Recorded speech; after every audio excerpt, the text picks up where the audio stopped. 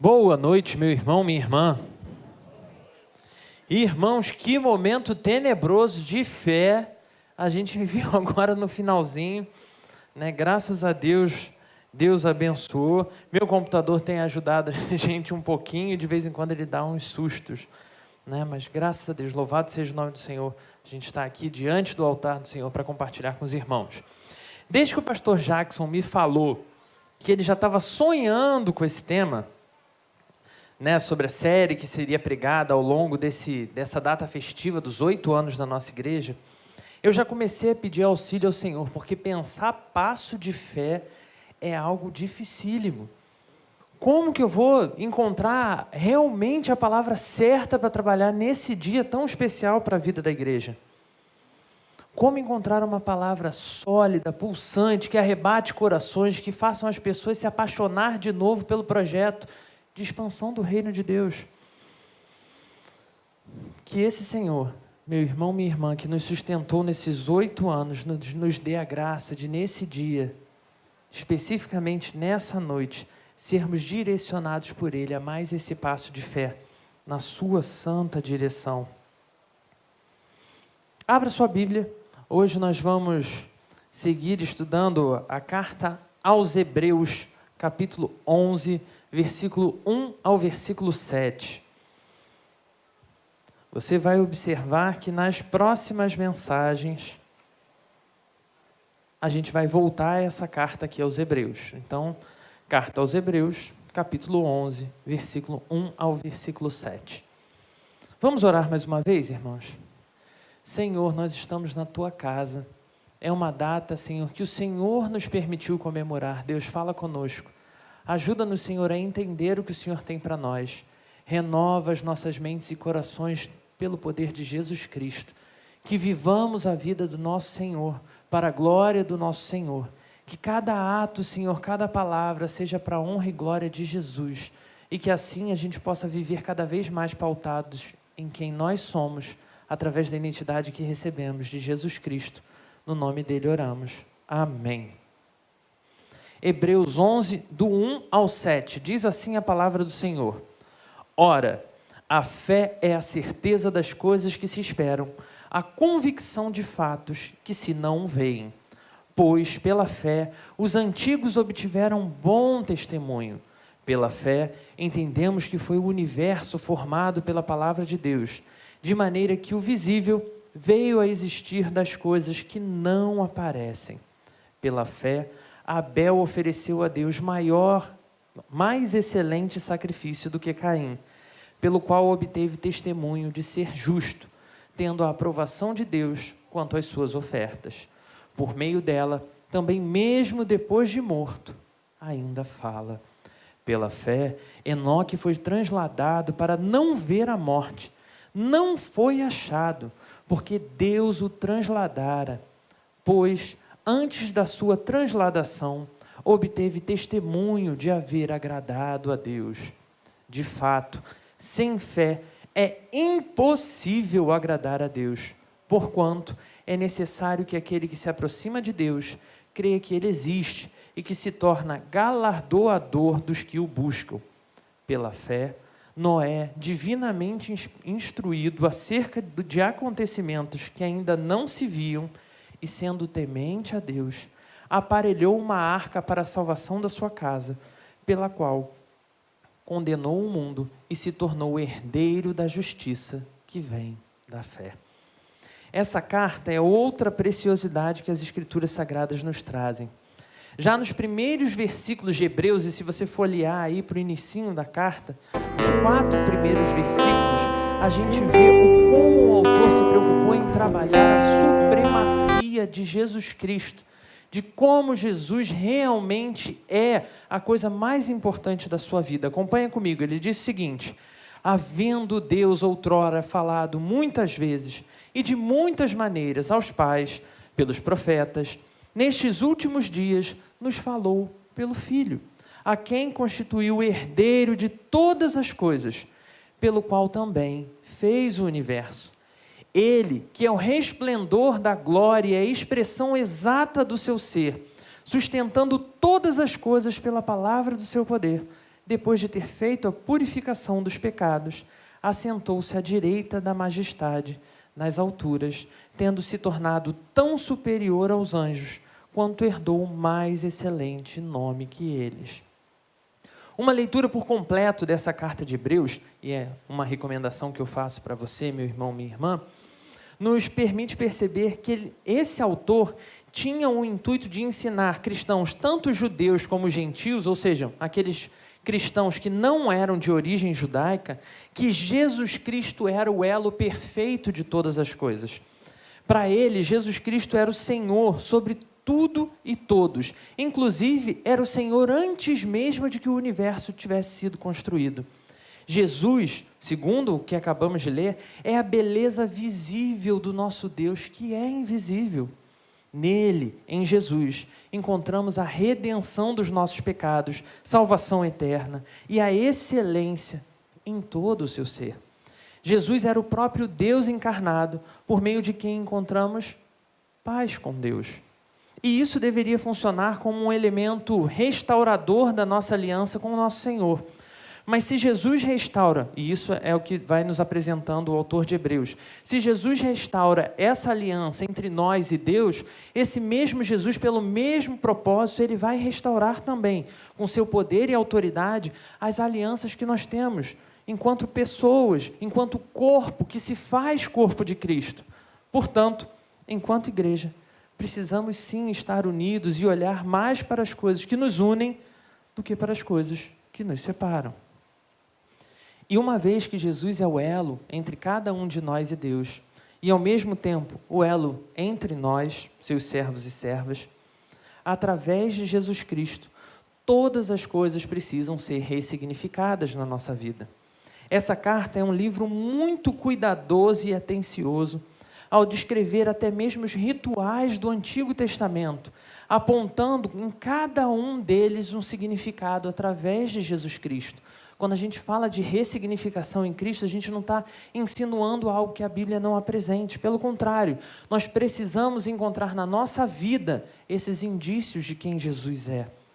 Ou seja, se você é um daqueles que tem questões quanto ao porquê de sacrifícios de animais, o porquê daquelas festas, né, descritas no Antigo Testamento, o livro de Hebreus é um convite a mergulhar na exposição da pessoa e da obra de Jesus Cristo através dos símbolos apresentados no Antigo Testamento.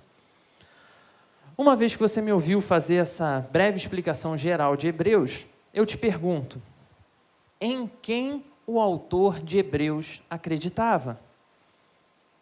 Foi uma pergunta, irmãos. Em quem ele acreditava? Nos 4 primeiros versículos, ele já começa descrevendo o que era para ele a essência da sua fé, para daí partir para todos os seus argumentos. É isso mesmo. O autor de Hebreus acreditava em Jesus. E ele entendia que esse Jesus em quem ele acreditava era o motivador dessa carta. Ele acreditava que Jesus era o motivo dessa carta. Ele acreditava que fazer Jesus conhecido da maneira correta precisava ser o grande panorama que essa carta ia encontrar. Não mais a partir das sombras de rituais passados, mas a partir da obra redentora, única, suficiente, realizada por Jesus na cruz. Não sabemos ao certo quem foi o autor dessa carta, mas quem a escreveu tinha sua vida completamente reorientada para a dependência de Jesus. E como vimos na mensagem da manhã apresentada pelo pastor Jackson, apenas uma vida em completa dependência de Deus está habilitada para dar autênticos passos de fé. Nossa reflexão nessa noite tem por tema, você que está com o seu caderno aí para a nossa conversa nos núcleos, o tema é o preço da fé. Muitas vezes, irmãos, uma exposição da graça que foi estendida por Deus a nós, nos faz ter uma percepção precipitada de como funciona essa graça. De maneira que, porque Jesus Cristo fez isso gratuitamente, muitas vezes a gente olha para essa doação como algo que não precisa simbolizar nada em resposta. De maneira que a gente não reconhece o precioso valor que foi pago para que a gente pudesse receber essa graça, embora não tenha sido pago por mim ou por você. Por isso, precisamos sempre, a cada culto, a cada pregação que é feita, relembrar do grande amor de Deus por nós, enviando seu Filho Jesus Cristo, assim como devemos lembrar sempre, todos os nossos dias, do precioso ato de amor de Jesus Cristo, entregando sua vida por cada um de nós. Embora a graça seja realmente gratuita, ou seja, não tem relação com o que eu e você fazemos no nosso dia a dia, ela definitivamente não foi barata. Ela custou o preço mais caro que eu e você jamais seríamos capazes de pagar, o preço do sangue de Jesus Cristo. Por isso, precisamos pensar também sobre o preço que carrega a nossa fé. Precisamos saber quanto custa para podermos direcionar a nossa fé da maneira mais indicada. Eu já contei aqui, eu gosto de contar minhas vergonhas, né? Ninguém vai poder dizer que eu não sou pecador, né? Glória a Deus por isso. Já contei a história aqui da minha primeira experiência com dinheiro, né? Aquela história dos R$50 na cidade dos meus avós, onde eu peguei aquele dinheiro e fui lá na vendinha. E aí, cheio de mim, botei os R$50 na bancada do homem, com certeza batendo, e dizendo, quero tudo de babalu. Se hoje R$50 dá bastante babalu, porque ainda dá, naquela época, então, R$50 era muita coisa. Para mim, o valor do babalu era muito alto. Ele era muito precioso, era algo que eu gostava demais. E aquela nota, eu não fazia a menor ideia de quanto valia. Compramos ou deixamos de comprar diariamente as coisas baseadas no valor que nós estipulamos para elas. No valor que nós entendemos que cada coisa tem pessoalmente, particularmente para nós. Quanto mais as coisas nos parecem preciosas, mais estamos dispostos a abrir mão de dinheiro, tempo e tantas outras coisas para poder obter aquilo que parece tão valioso. Então, de igual forma te desafio, assim como você estipula valor para as coisas que você quer comprar ou não na sua vida, queria que você fizesse esse primeiro exercício essa noite e pensasse qual é o valor da sua fé. Todo e qualquer passo de fé, já que a gente está falando de passos de fé, né? Ou passo de fé, geralmente é dado baseado no valor que damos à nossa fé. Se devemos ou não devemos arriscar, se devemos ou não devemos nos lançar. Nós avaliamos as chances, avaliamos os indicadores disponíveis, queremos encontrar alguma garantia para então a gente poder se lançar ou não num passo de fé. Nesse sentido, o autor de Hebreus ele já chega de sola com o versículo 1 que nós lemos do capítulo 11. Ele vai dizer, ora, a fé é a certeza de coisas que se esperam, a convicção de fatos que se não veem. É brincadeira, é para já começar acabando com a gente. Ao buscarmos conteúdo aprofundado de grandes estudiosos desse texto, descobrimos que, para o autor de Hebreus, fé só pode significar uma única coisa. Fé é aderir às promessas de Deus, confiar na palavra de Deus e permanecer fiel ao Filho de Deus. Qualquer outra coisa que não seja isso, não pode ser tratado como fé. Portanto, apenas essa fé poderia nos impedir de dar passos na direção contrária do nosso Senhor. Apenas essa fé pode nos ajudar a, dia após dia, diante das maiores dificuldades que podem surgir, permanecer na direção certa. Essa fé, carregada de certeza e convicção, só pode ser verdadeira se ela estiver, de fato, fundamentada em quem é a única rocha sólida o suficiente para sustentar todas as coisas, e esse é Jesus Cristo. Qualquer outro fundamento para as nossas certezas ou convicções servirão como mais um calcanhar de Aquiles na nossa vida. Pare um pouco e vamos de novo fazer o exercício de reflexão. Eu vou te apresentar agora, irmão, 3 perguntas. E eu quero que, de fato, você se dedique a respondê-las, mas como a gente sempre orienta, sem falar para que o irmãozinho, né, não se escandalize com a forma como você vai responder. Apenas em seu coração. Primeira pergunta, e eu quero que você seja o mais sincero que você pode. Você tem fé? Mas lembrando, Quando a gente fala de fé, a gente está falando da fé descrita em Hebreus, carregada de certeza e convicção, uma fé que não duvida em nada. Você tem essa fé? Segunda pergunta: em que ou em quem você tem fé? E aqui eu quero que você tente pensar absolutamente tudo o que você, na sua vida e na sua história, tem considerado fé. Absolutamente tudo onde você olha e encontra certeza, convicção, garantias, coisas que você tem colocado como sólidas na sua vida. De pessoas a ideologias, de fé a prática. Tudo. Tudo. Terceira pergunta: quanto da sua vida tem sido dedicada a essas coisas em que você tem fé? Você entendeu a terceira pergunta? Primeira é se você tem fé, a segunda é em que você tem fé, e por fim, o quanto você tem dedicado a essas coisas que você tem fé. Ou em outras palavras, qual é o preço de cada fé que você tem? Em primeiro lugar, se você tem vivido uma fé que não custa nada, é bem possível que não haja nem certeza, muito menos convicção no que você acha que é uma fé. Logo, é bem provável que não seja uma fé. Seja algo legal de se falar, que você acha interessante, mas dificilmente é uma fé. Em segundo lugar, é possível que você tenha sim fé nas coisas, nas pessoas, nas ideias, e suas convicções e certezas estejam disseminadas em diversas causas. O feminismo e o direito da mulher, a ideologia de gênero, a causa do negro.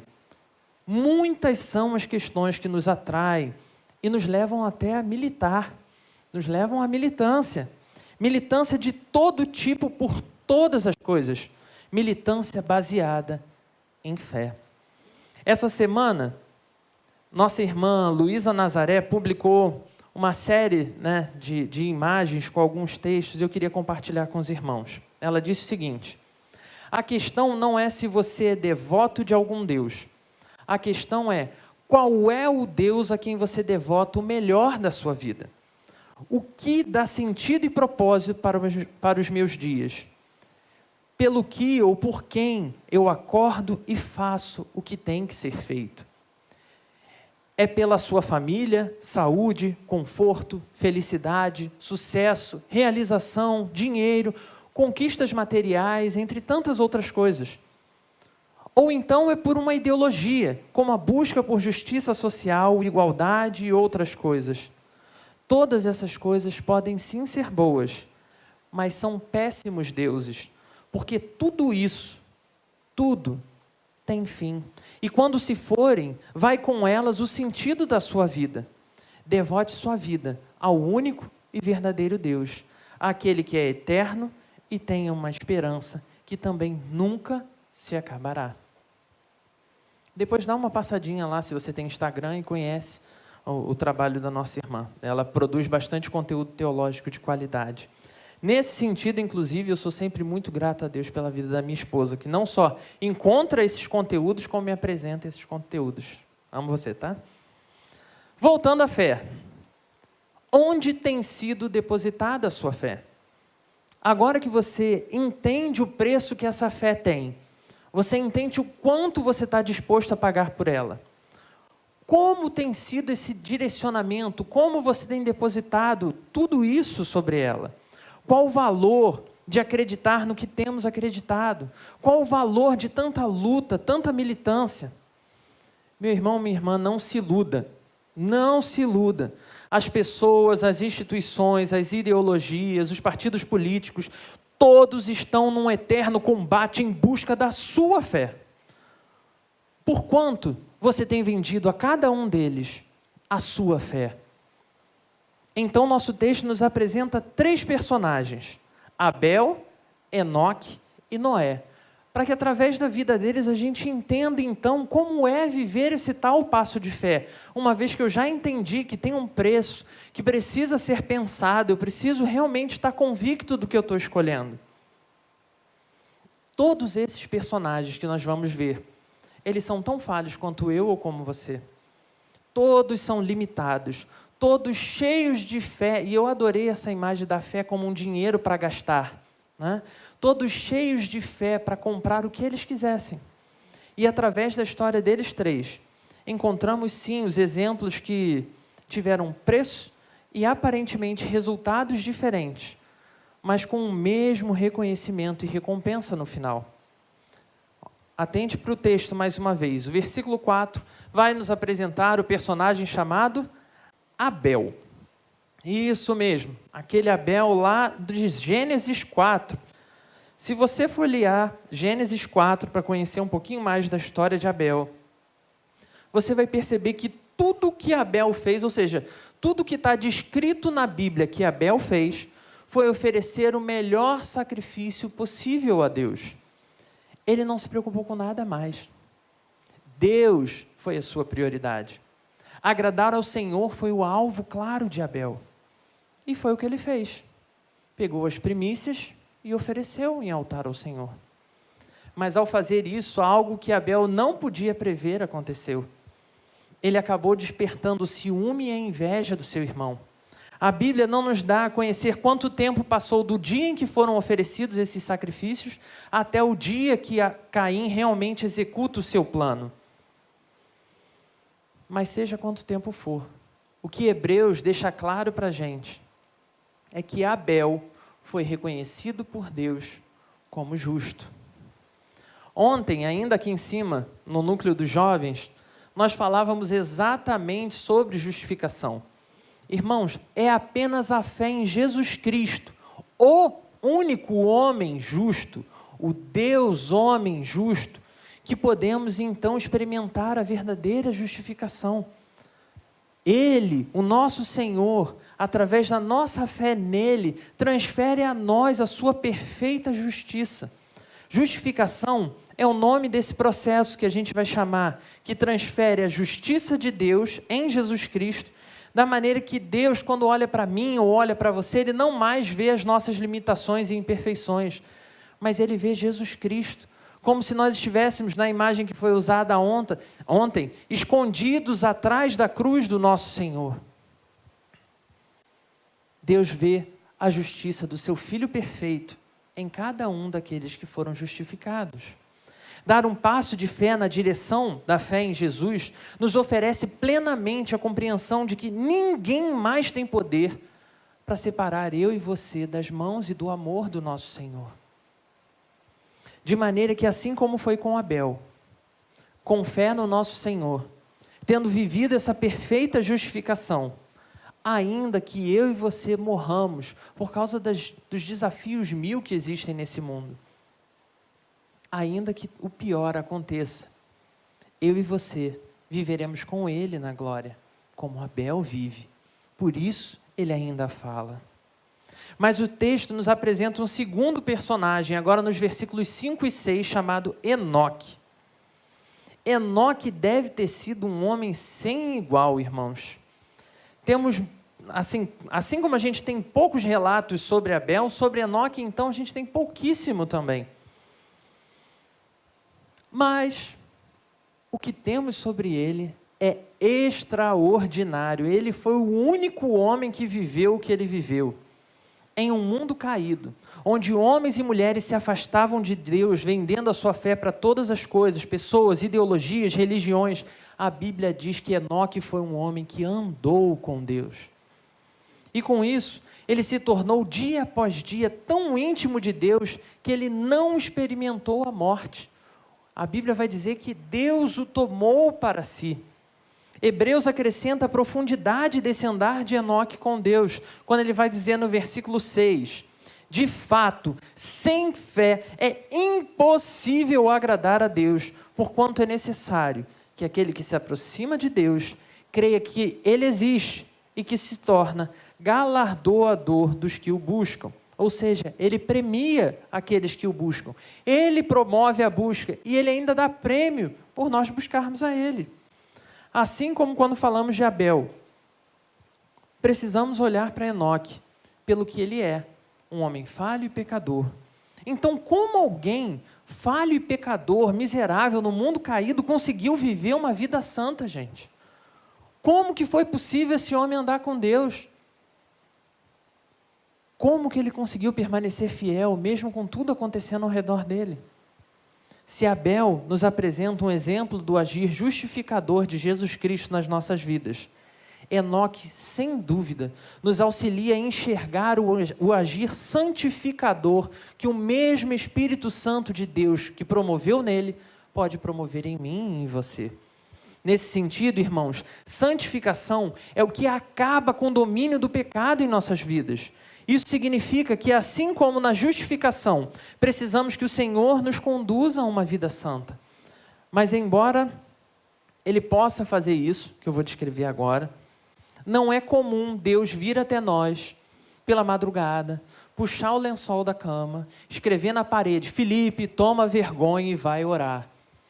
Ele pode fazer isso, mas não é comum Ele fazer isso. Ele nos motiva a fazer, mas essa decisão é nossa. No nosso discipulado, a gente ainda tem a orientação de que é o único processo do agir do Espírito Santo em que eu e você somos chamados a cooperar com a ação de Deus em nós.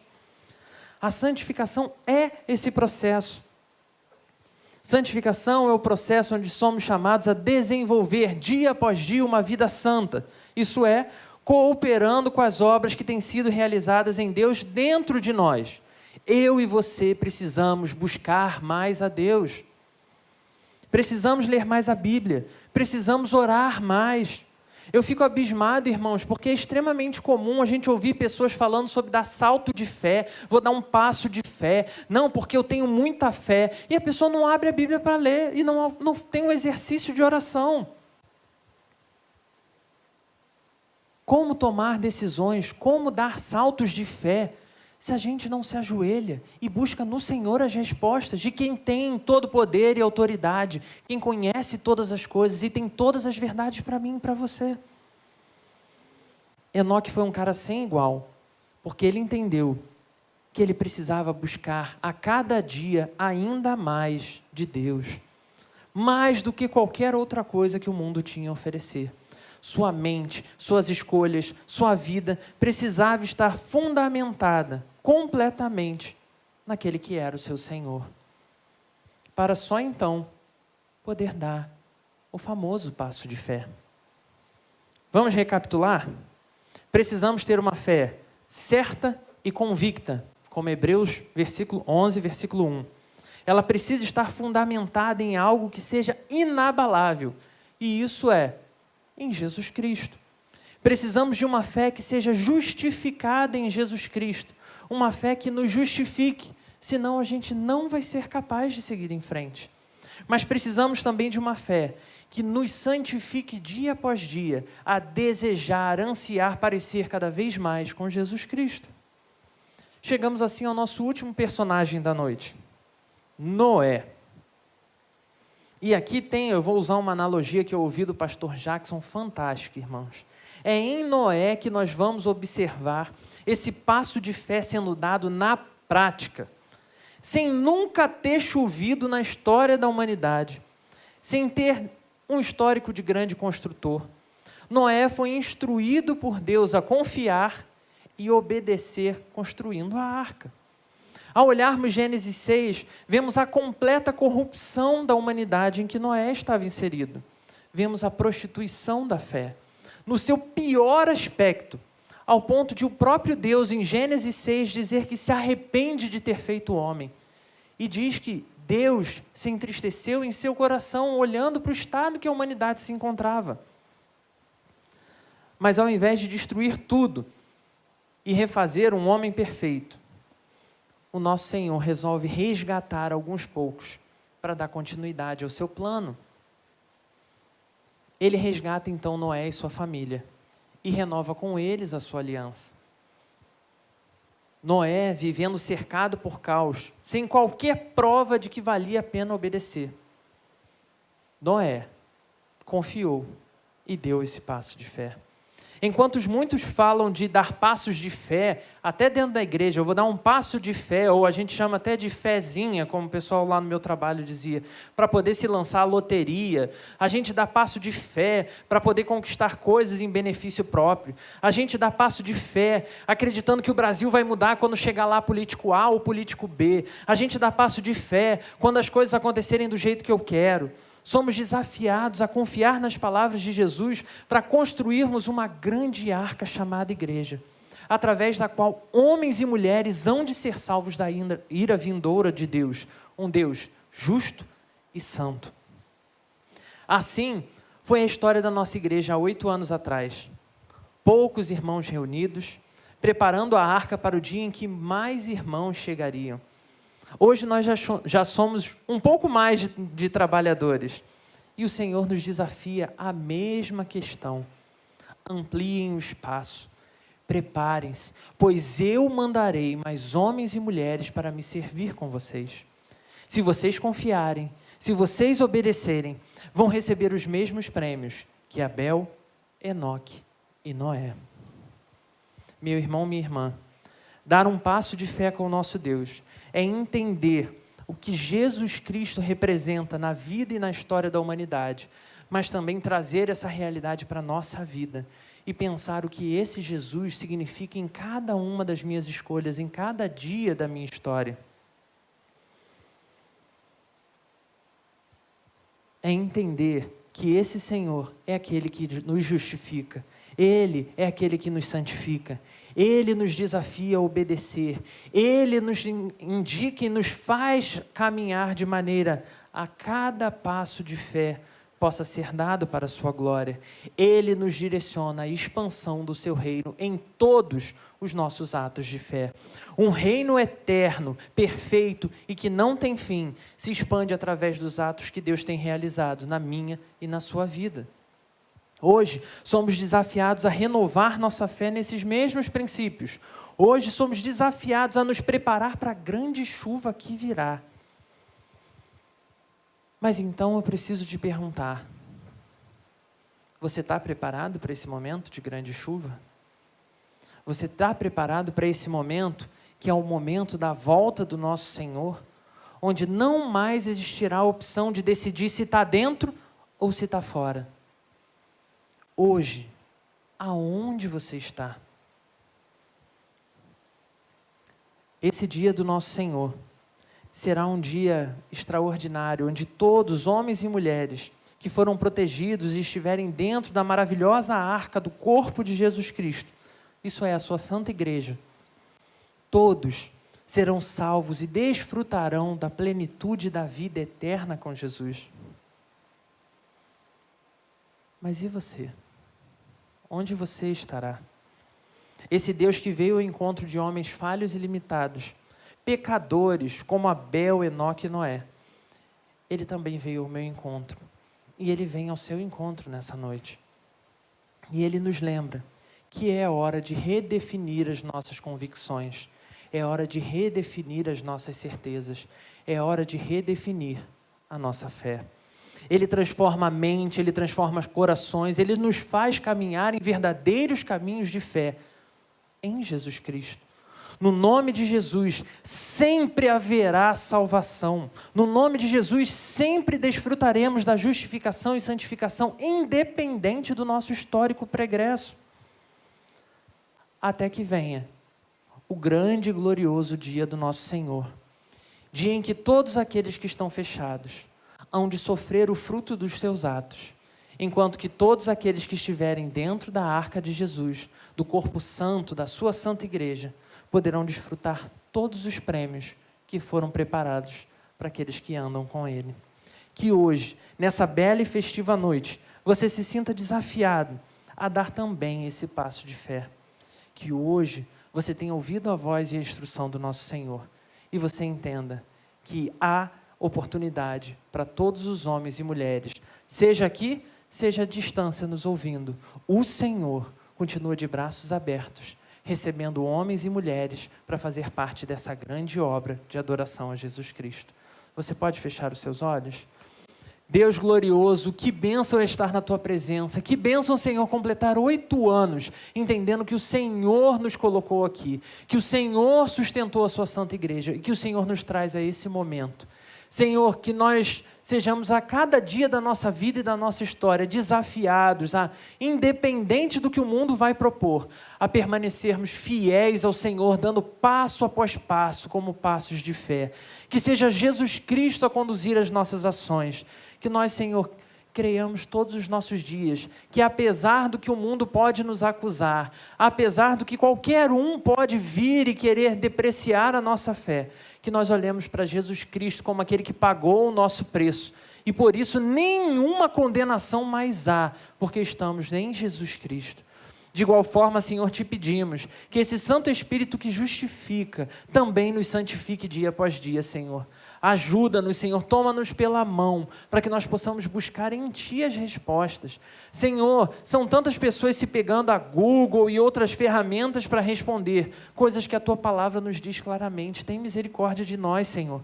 Ajuda-nos a dobrar os nossos joelhos, reconhecer quem Tu és e confiar nas respostas que o Senhor tem para nossas vidas.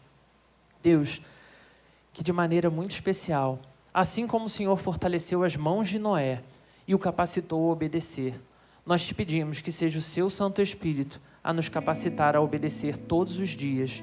Se depender só de nós, Senhor, nós tropeçaremos e cairemos. Então, Senhor, sustenta-nos para caminhar em fé até o dia glorioso de nosso Senhor. Amém.